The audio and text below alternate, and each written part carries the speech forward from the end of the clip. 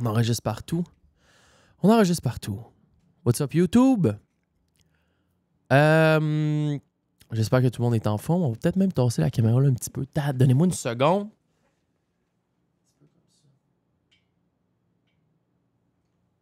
Un peu de même. Tiens, plus centré. On est... écoute, ça fait aujourd'hui, ça fait 20 jours à l'heure où j'enregistre ça. Ça fait 20 jours qu'on est sur Twitch. 24 heures sur 24, 7 jours sur 7.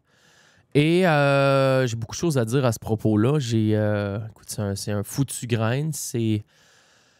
Le défi va être réussi avec brio, je pense. Je pense qu'on va se rendre à la fin. Je pense que ça fait 20 jours là et il reste 24. J'enregistre ça, il est quoi? Il est 2 heures.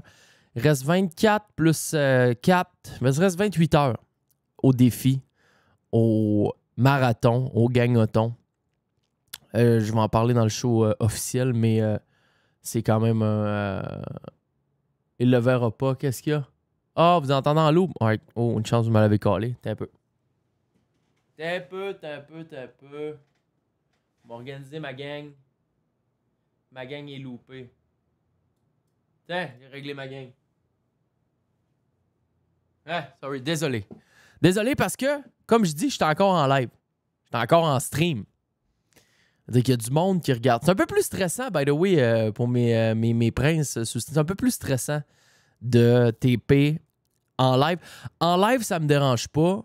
En live solo, c'est une autre affaire. S'il y avait du monde avec moi, des invités, ça me... Mais solo, c'est une petite... il y a un petit quelque chose. Hey, on va lancer le show, OK? Je suis solo aujourd'hui, j'ai pas personne avec moi. Je l'ai fait quelques fois. J'ai eu des bons commentaires sur les shows solo. Beaucoup de monde m'ont dit que c'était leur préféré. Bon, on va le prendre. Et aujourd'hui, c'est un solo. Et c'est une décision que j'ai prise. À la base, on était censé de faire de quoi avec JS il y a 2 jours. Sauf que on voulait revenir un petit peu sur le débat Trump-Biden. Parce que JS est très politique, très politisé, très politisé. Moi, j'étais un peu moins là, mais regarde, on va sortir de notre zone de confort. Puis c'est le dernier de la saison. C'est le 80e show officiel. J'ai changé ça. Je vais changer ça pendant l'intro. Et life is good. Donc, merci d'être là sur YouTube. Encore une fois, merci aussi au Patreon. Vous êtes exceptionnels. J'ai vu beaucoup de gens déclipper de Patreon, se désabonner, probablement parce qu'on prend 3 semaines, 1 mois off. Si c'est le cas, ben, on se revoit fin juillet. Sinon, ben, on se reverra pas. Pas plus grave que ça. Regarde, merci énormément d'avoir été là pour les mois que vous auriez été. Et j'apprécie grandement votre support. On va lancer ça. On va changer le 80. Et j'ai 2-3 petites surprises pour vous autres. Beaucoup de choses à jaser quand même. Même si je suis en solo, ça fait quoi, 45 minutes que je me prépare là, devant le monde. Je suis plate à mort, mais life is good. OK, on lance ça. Bon show, mettez-vous bien. Je me suis trompé de piton? Ah ben? Yes, je me suis trompé de piton. OK, là, on le lance pour de vrai. C'est parti. Préparez-vous à faire partie de la gagne.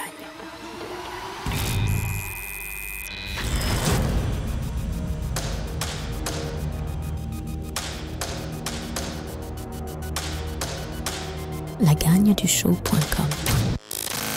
Les dimanches et mercredis, 10h. Viens rejoindre l'équipe sur Patreon. Allez, on est si bien. Parlons-nous bien.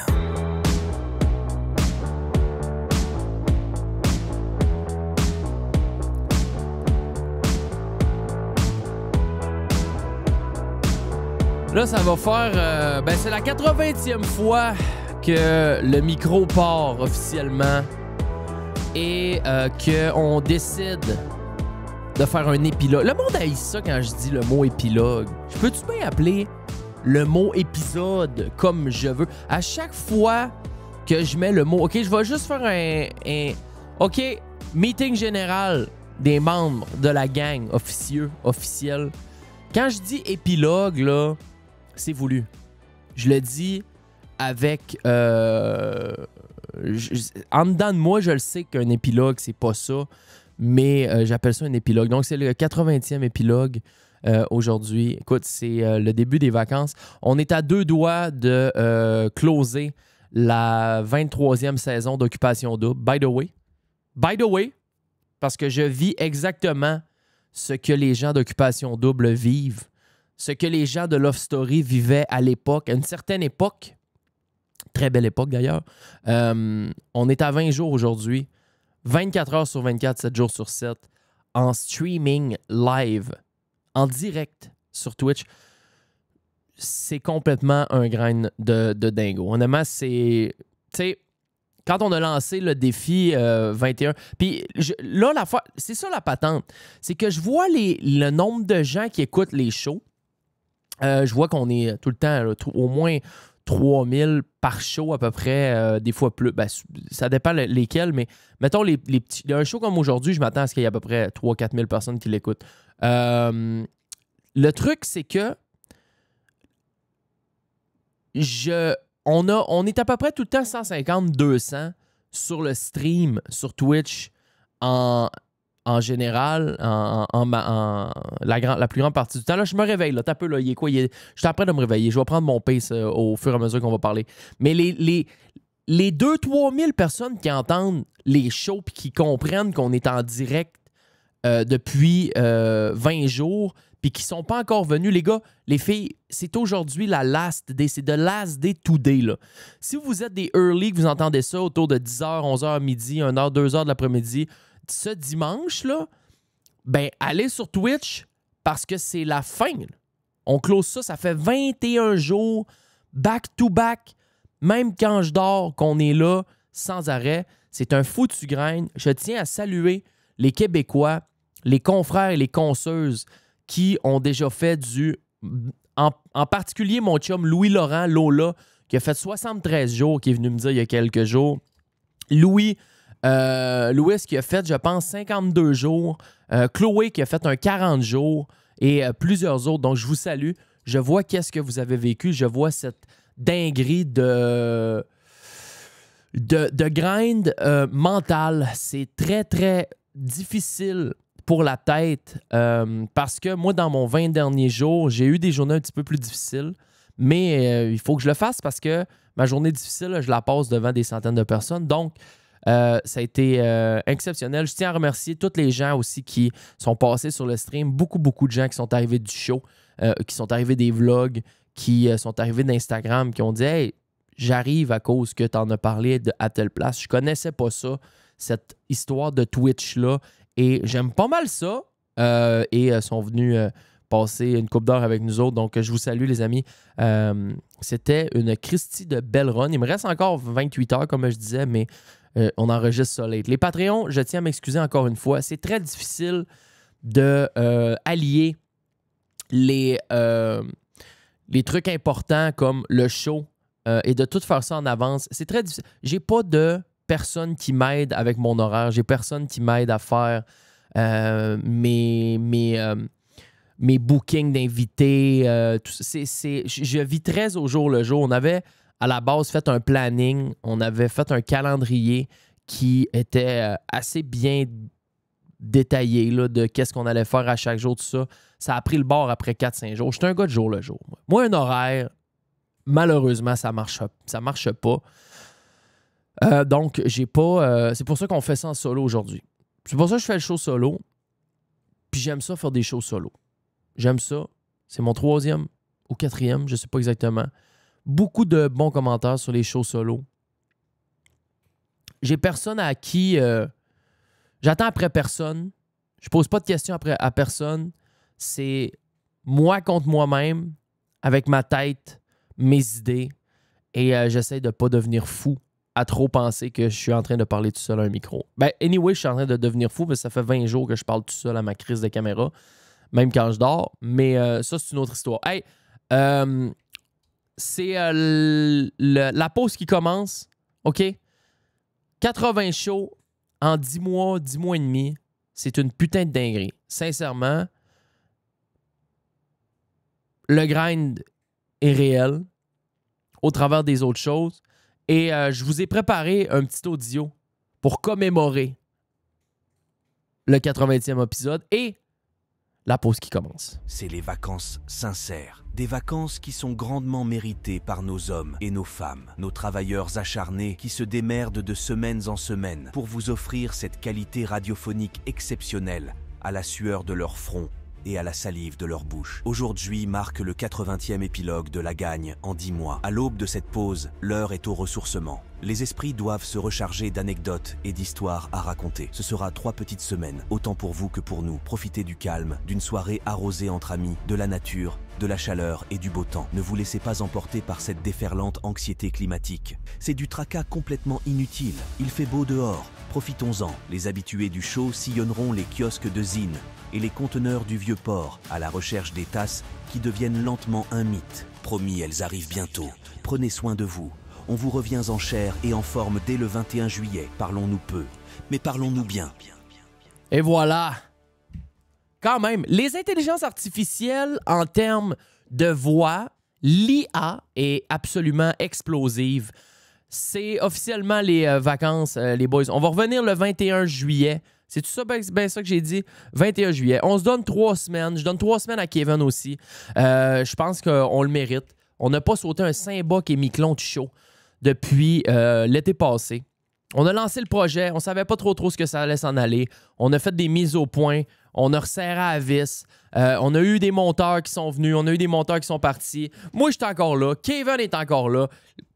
Les autres, vous êtes salués. Vous êtes exceptionnels. Merci d'avoir passé un peu de temps avec nous autres dans le beau projet. Mais là, on va recharger batterie un peu pendant une couple de semaines. Et j'ai un problème. Je pense que je serai pas capable d'arrêter. Le feeling profond que j'ai, c'est que demain soir, à 6 h, quand je close le stream de 21 jours, je vais me virer pouce chez nous. Je vais être comme, mais c'est quoi que je fais de ma vie? Fait que là, mon feeling, je sais pas si ça va se passer de même, mais mon feeling, c'est que ça prendra pas 3-4 jours, je vais avoir fini le stream, que je vais partir sur un 30 jours de vlog, daily vlog back-to-back. Ça, là, je l'ai fait une fois. En 2018 ou en 2019, j'avais fait un 24 jours de décembre. Du 1er au 24 décembre, 24 vidéos sur YouTube, back-to-back. Puis j'étais sur la brosse. Puis j'avais des hangovers. Puis c'était le temps des fêtes. Puis c'était l'hiver. Puis il faisait fret. Puis j'avais moins de matériel. Puis ça déchargeait vite. Mais j'avais un monteur. J'avais Alex qui m'aidait pour ça. Mais je veux le faire moi-même pour vrai. On est en train de se claquer pendant la nuit des 510, 520 vlogs de Casey Neistat back-to-back. Il n'y avait pas de monteur, il n'y avait pas d'helper. Il y avait une femme, il y avait des enfants, il y avait une compagnie. Il en a fait 510. Back-to-back, toute seule. C'est un tour de force. Je veux l'essayer.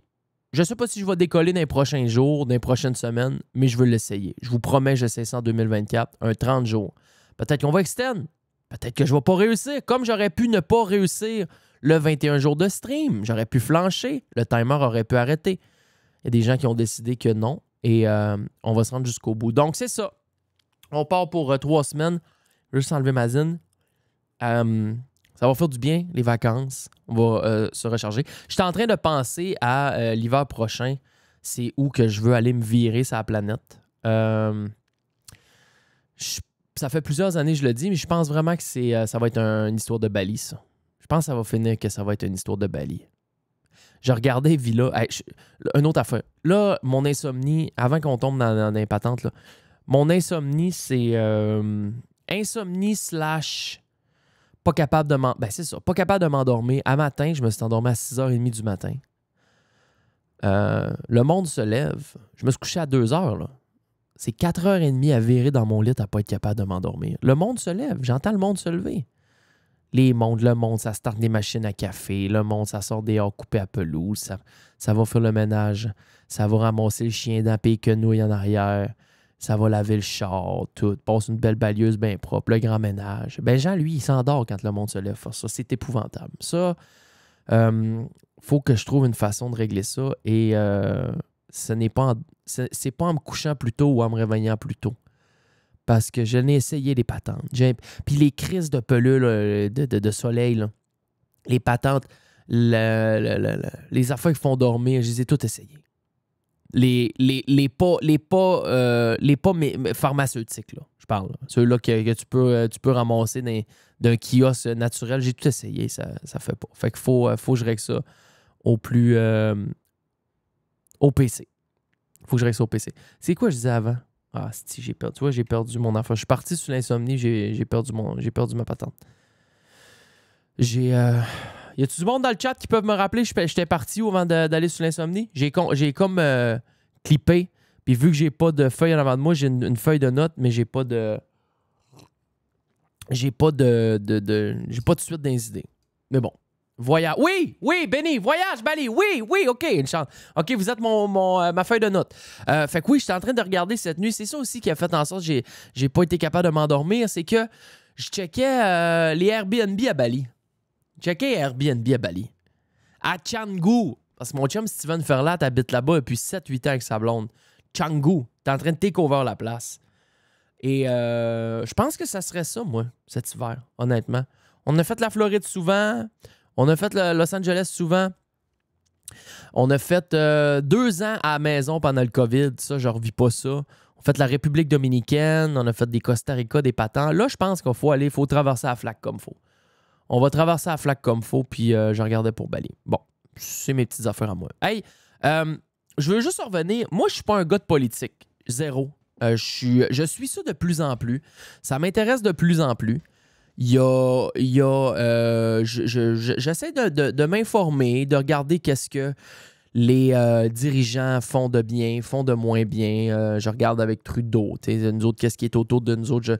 Je check un peu qu'est-ce qui se passe, la montée de Poilievre présentement. Je regarde le go, tout ça. Mais cette semaine, il y avait quelque chose de très intéressant qui s'est passé si vous vivez sous une roche ou que la politique ne vous intéresse pas du tout, ce qui est très, très, très possible, il n'y a pas de problème.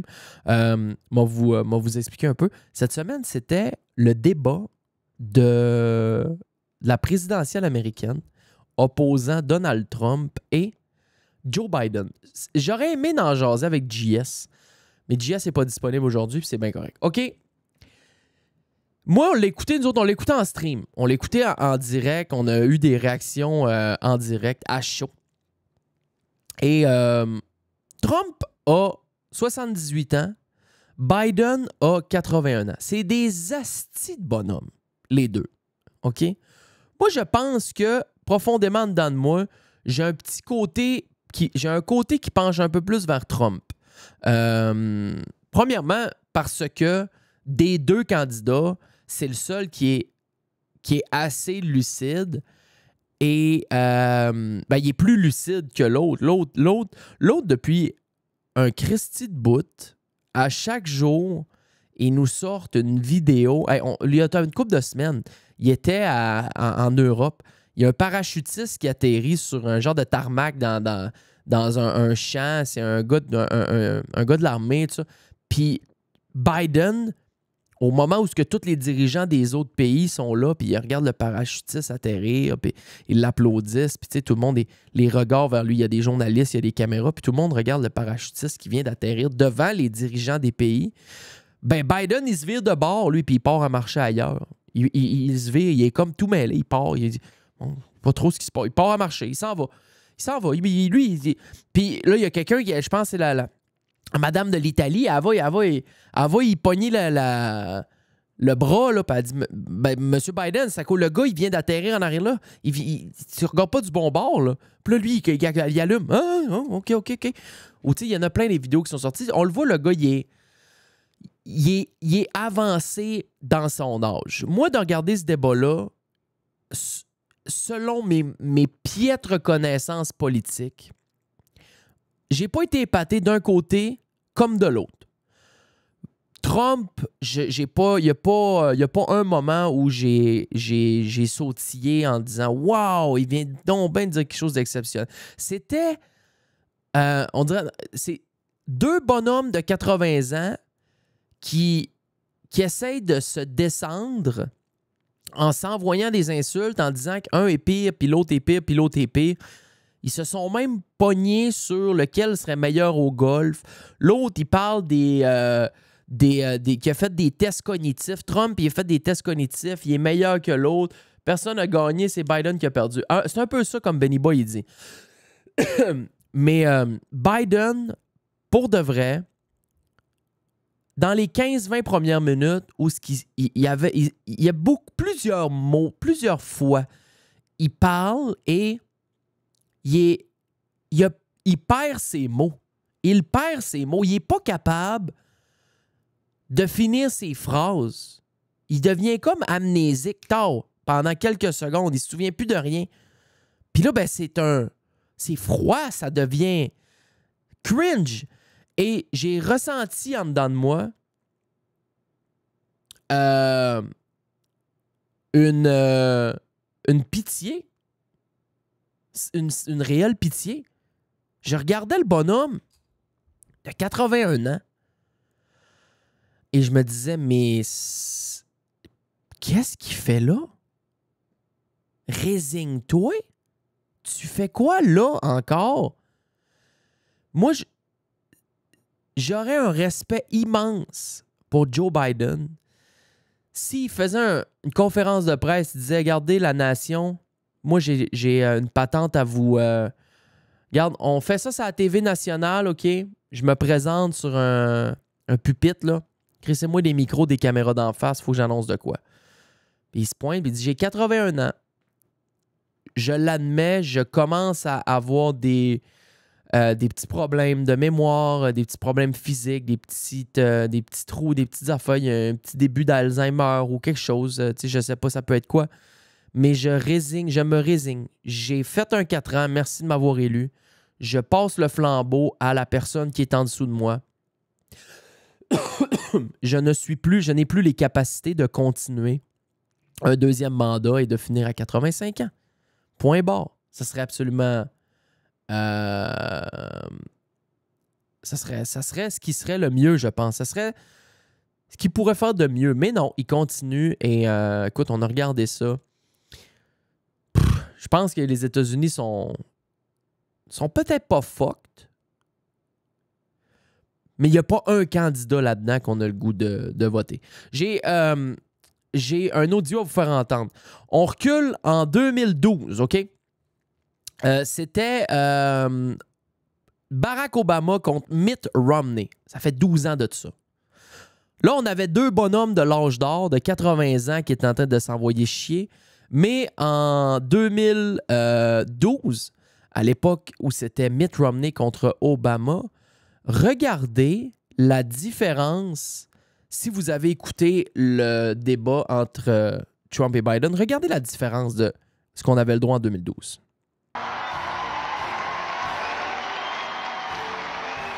Thank you very much, Jim, for this opportunity. I want to thank Governor Romney and the University of Denver for your hospitality.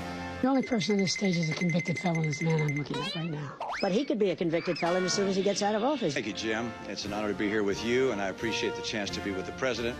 And congratulations to you, Mr. President, on your anniversary. I'm sure this was the most romantic place you could imagine, here with me. So congratulations. Having sex with a porn star on the night while your wife was pregnant.